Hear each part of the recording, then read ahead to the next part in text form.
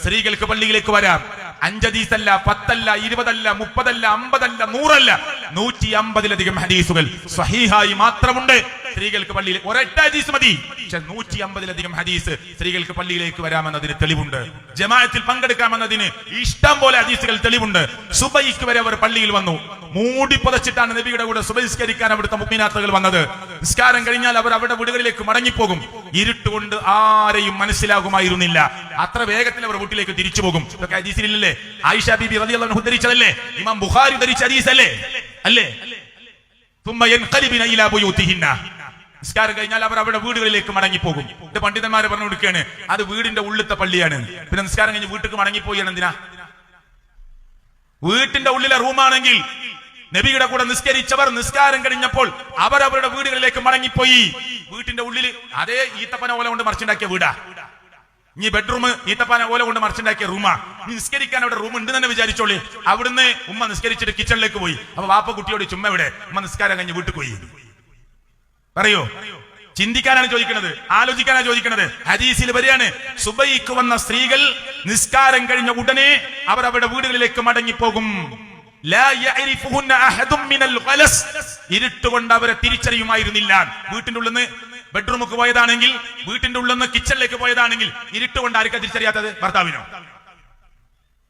ആർക്കാണ് ഇരുട്ടുകൊണ്ട് തിരിച്ചറിയാത്തത്? ഇത് ബുഖാരി ഉദ്ധരിച്ച ഹദീസാണ്.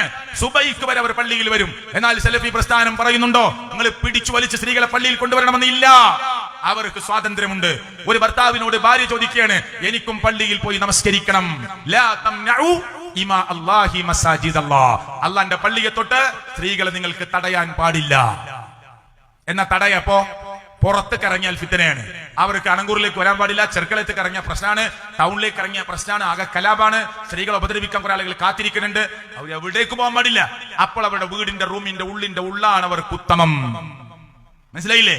ഒരു സ്ഥലത്തും പോകാൻ പാടില്ല. ഇപ്പൊ റിക്ഷയിൽ പോണില്ലേ, കാറിലില്ലേ, ബസ്സിലില്ലേ, ട്രെയിനിലില്ലേ, റെയിൽവേ സ്റ്റേഷനിലില്ലേ, മാർക്കറ്റിലില്ലേ, ഫിഷ് മാർക്കറ്റിലില്ലേ, ടെക്സ്റ്റൈൽസിലില്ലേ, റമദാന്റെ 10 ഷട്ടർ താഴ്ത്തില്ലേ സ്ത്രീകളെ പേടിച്ചിട്ട്? ഭർത്താവിന്റെ കൂടെ ഉപ്പാന്റെ കൂടെ പള്ളിക്ക് മാത്രം വരാൻ പാടില്ല. അവിടെ എന്താ ഇവിടെ ഒന്നും ഇല്ലാത്തൊരു കൊത്താമ്പി അവിടെ മാത്രം? അങ്ങനെ ഒന്നും ഇല്ല ഇസ്ലാമിൽ. അങ്ങനെ ഒന്നും ഇസ്ലാമിൽ ഇല്ല. അതാ നിങ്ങൾ മനസ്സിലാക്കേണ്ടത്. ആരെ കൂടെ? എന്റെ ഭാര്യ എന്റെ കൂടെ പോവാ. എന്നിട്ട് അവൾക്ക് നിസ്കരിക്കാനുള്ള സെപ്പറേറ്റ് റൂം, അവർക്ക് ഒതുകൊടുക്കാനുള്ള വേറെ സ്ഥലം. എല്ലാ പള്ളിയിലുമില്ലേ യാത്രക്കാരികളായ സ്ത്രീകൾക്ക് നിസ്കരിക്കാനുള്ള നിസ്കാര സ്ഥലം? സലഫി പള്ളിയിൽ അങ്ങനെ ബോർഡ് ഉണ്ടാവില്ല. സലഫി മസ്ജിദ് ഏരിയ തന്നെ അവിടെ സ്ത്രീകൾക്ക് സൗകര്യം ഉണ്ടാവും എന്ന് മനസ്സിലാവും. അത്ര വ്യത്യാസമുള്ളൂ. അതിന് വാശി പിടിക്കരുത്. സുഹൃത്തുക്കളെ, മക്കത്തെ സ്ത്രീകളില്ലേ, മദീനത്തെ സ്ത്രീകളില്ലേ, ഇല്ലേ? പേരോട് ഉസ്താദ്, ബഹുമാന്യനായ പേരോട് ഉസ്താദ് വരെ പറഞ്ഞ എന്താണ്? മക്കത്തെ സ്ത്രീകൾ നിസ്കരിക്കണില്ലേ എന്ന് കുറെ ആളുകൾ ചോദിക്കും. ഞാൻ അവരോട് പറയാണ്, മക്കത്ത് ഒരു സ്ത്രീയും നിസ്കരിക്കാൻ വന്നിട്ടില്ല. തവാഫിന് വേണ്ടി വന്നവരാണ്. തവാഫ് നടക്കുന്നിടയിൽ ബാങ്ക് കൊടുത്തു. പേരോട് ഉസ്താദ് പറയാ, തവാഫ് നടക്കുന്നിടയിൽ ബാങ്ക് കൊടുത്തു, അപ്പോൾ തവാഫ് നിർത്താറില്ല. എന്നാൽ ഇഖാമത്ത് കൊടുത്തു, അപ്പോൾ എല്ലാവരും തവാഫ് നിർത്തി നിസ്കരിക്കാൻ വേണ്ടി സ്വഫ് കെട്ടി. സ്ത്രീകളോട് പറഞ്ഞു, ബാക്കിലേക്ക് മാറൂ. തവാഫിന് വേണ്ടി വന്ന സ്ത്രീകൾ പിറകിലേക്ക് മാറി.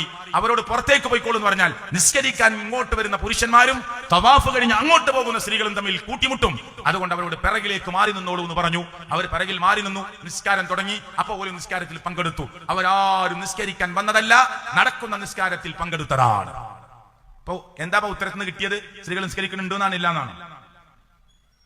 അപ്പൊ എന്തിനാ സഹോദരങ്ങളെ ഇങ്ങനെ വളച്ചൊടിച്ച് പറയേണ്ട ആവശ്യമില്ല.